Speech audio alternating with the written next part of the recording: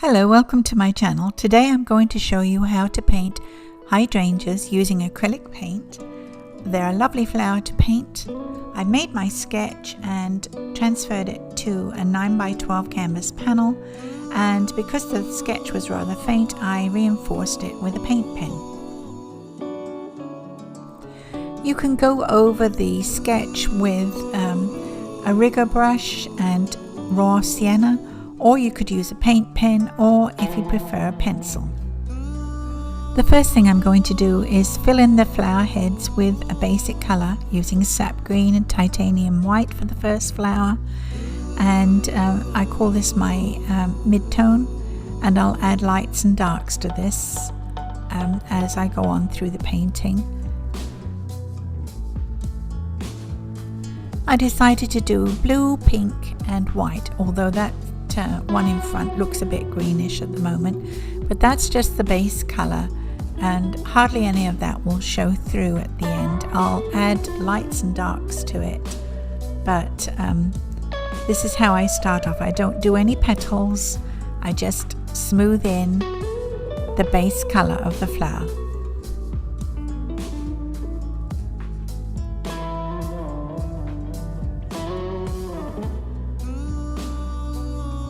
So I'm mixing alizarin crimson with the blue and titanium white, and the alizarin crimson is quite a strong pigment, so it will actually be more pink, I think, as I go on.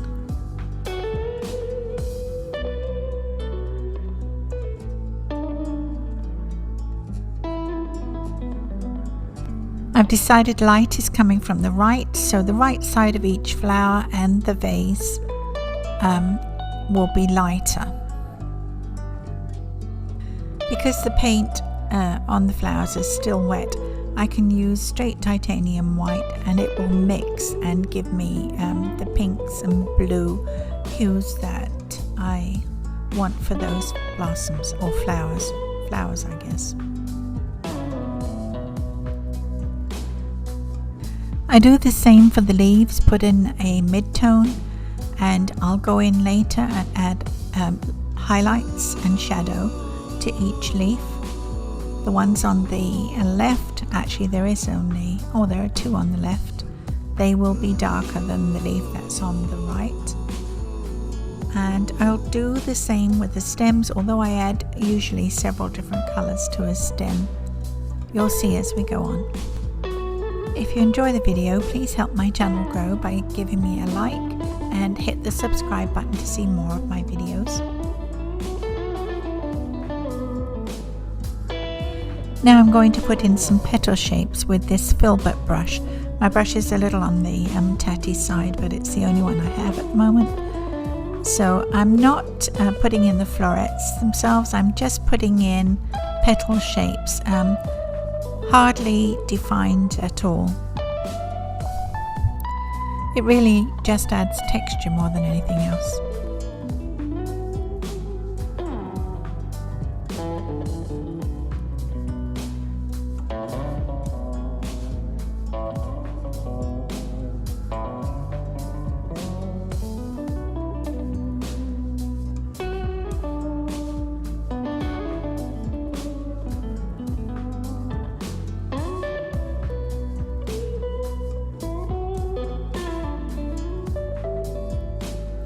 They're beginning to get that fluffy look that hydrangeas have.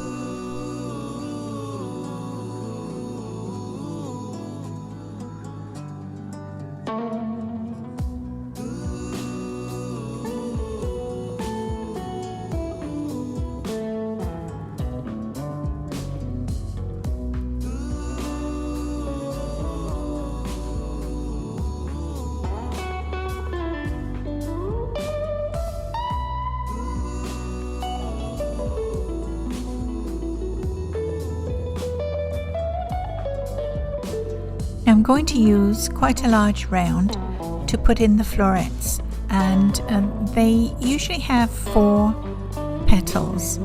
Mine are going to have 4 petals anyway. I'm pretty sure that's how many they usually have.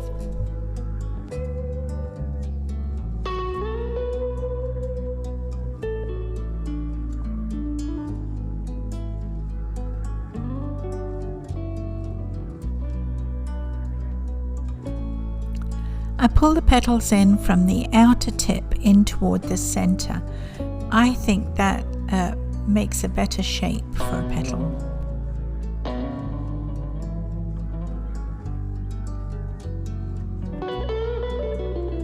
I've added some primary yellow to the green. I just want to put in a little warmth on that shadow side. I don't want it too sort of deathly pale.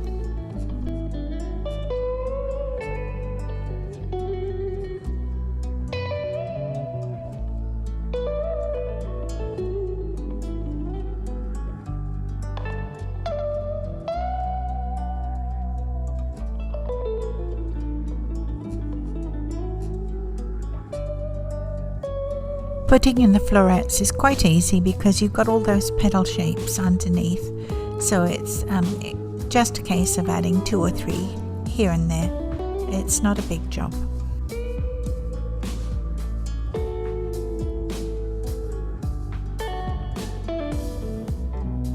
Don't forget to stand back every now and then and evaluate how things are coming along, and you'll spot where you need to put a little darker shadow or a little highlights. It's quite easy to see if you stand a few feet back from your picture and just look at it.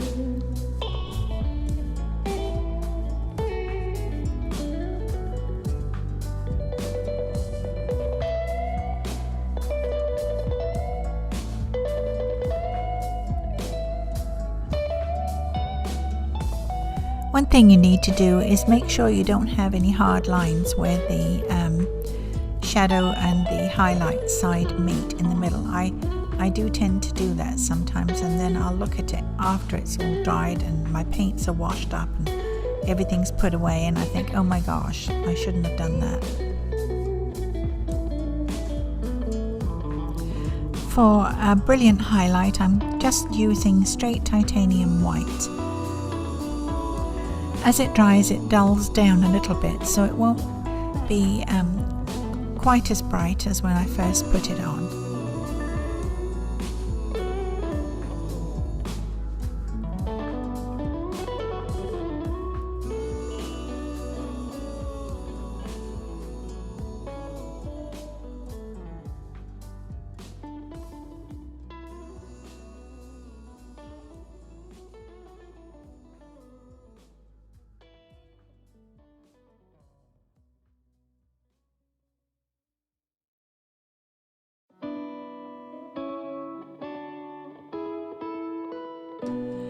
I'm going to put on the little center stamen using my pale green mixture and a Q-tip. Q-tips work very well for this job. You don't need to dot every floret, just put a few dabs on here and there. You don't want to overwhelm the picture.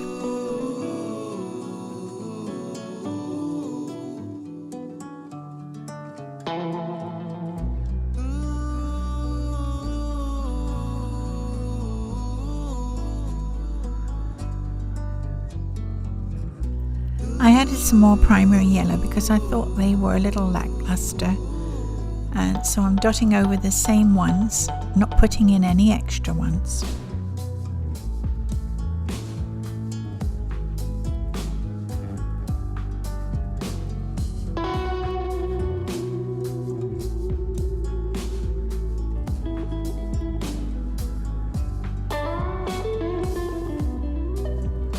I'm mixing up a very dark green for the shadow side of my leaves. I'm using French ultramarine blue, a tiny dab of raw umber, and sap green, which is quite dark all on its own, but it's a bit strong, so it needs to be mixed with the ultramarine blue. I think that works very well for me. For the leaves, I like to use a flat brush, and I pull the paint in from the outer edge of the leaf in toward the center vein. I know some people use a round brush. I don't like to get too detailed with my leaves.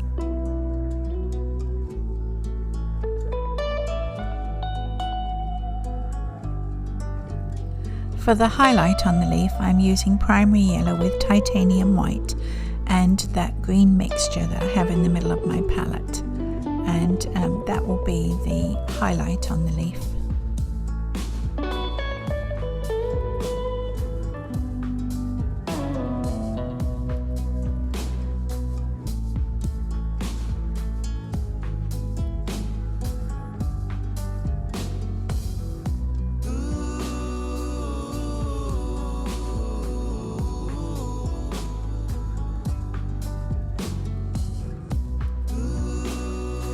I completely forgot my stems, so I'm going to put those in using the green mixture, but I will add a shadow and a highlight to them as I go on.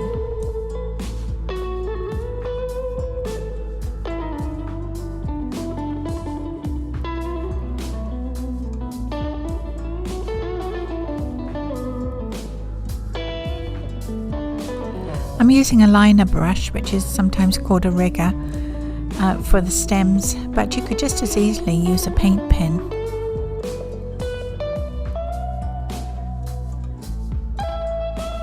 I love alizarin crimson, and I always try to find a spot in my painting for it, and I find that stems and leaves are a great place for alizarin, and I think it really makes the painting pop.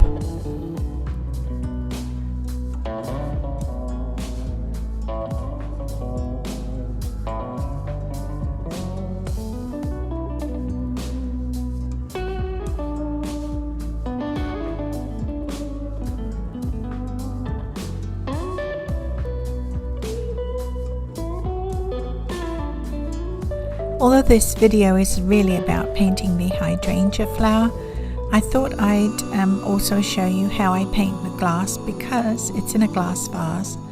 The thing about a glass vase is that you can see all the way through it to the background, so you don't want to change that background in the vase too much, but the vase will reflect anything that's in it. It will reflect the green leaves and the flowers. And because of the reflection, you will only see part of the stems, and I have a little trick for making it look even more reflective. I put in 4 little squares to form a window reflected in the vase. I use straight titanium white for the most part, and I use a dry brush to pull all my vertical lines around the vase, making it seem like it has dimension. That blue line that I put in should have been on the shadow side of the vase as reflected light, but I didn't see that until after I'd finished the painting, and it looks quite nice anyway, so I'm not going to change it.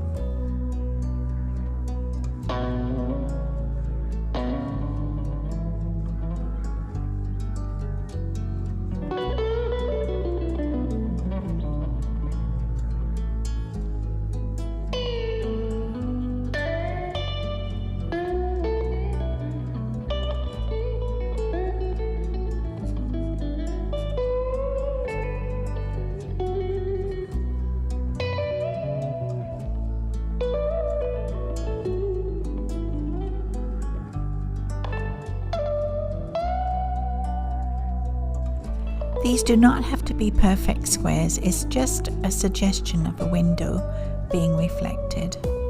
And as the paint dries, the titanium white dries, it does dull down a little bit, so I quite often go in and reinforce that. I like to do a glass vase, but I also like to sometimes put my flowers into a silver vase, which is very interesting to paint as well. I have done some videos on that. I've put my playlist up, maybe you can find.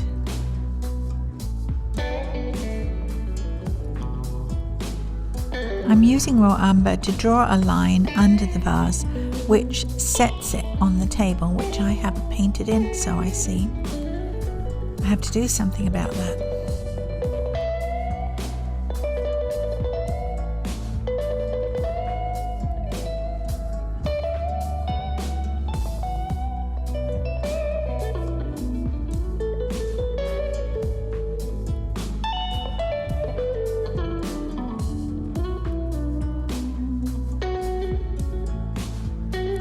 I'm I'm using a dry brush to pull the paint down.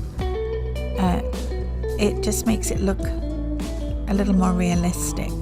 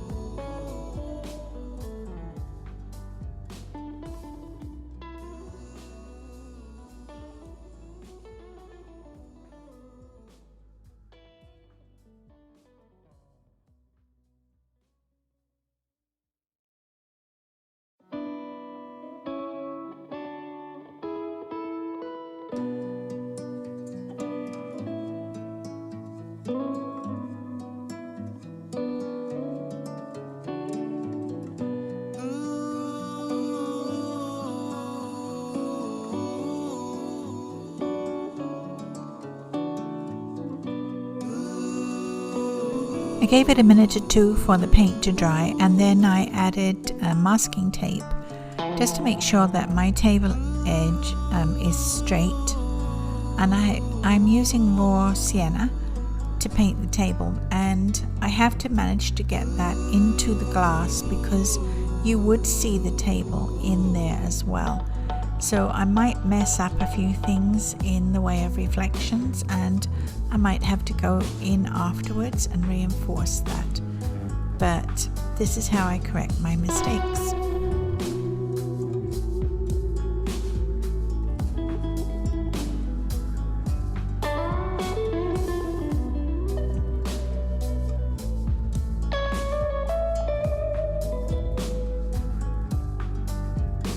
And I found another place to add alizarin crimson. It really looks good in tabletops.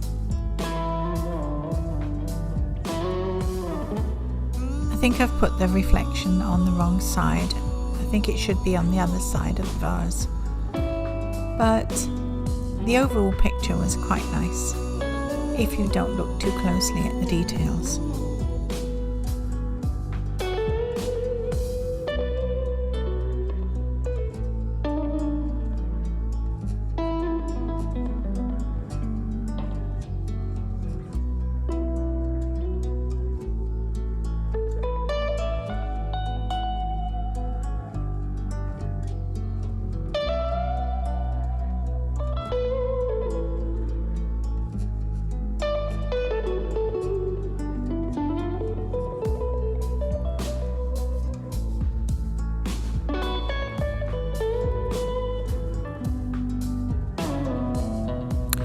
I'm using an old powder brush to blend the table a little bit, and just to make it look a little bit nicer.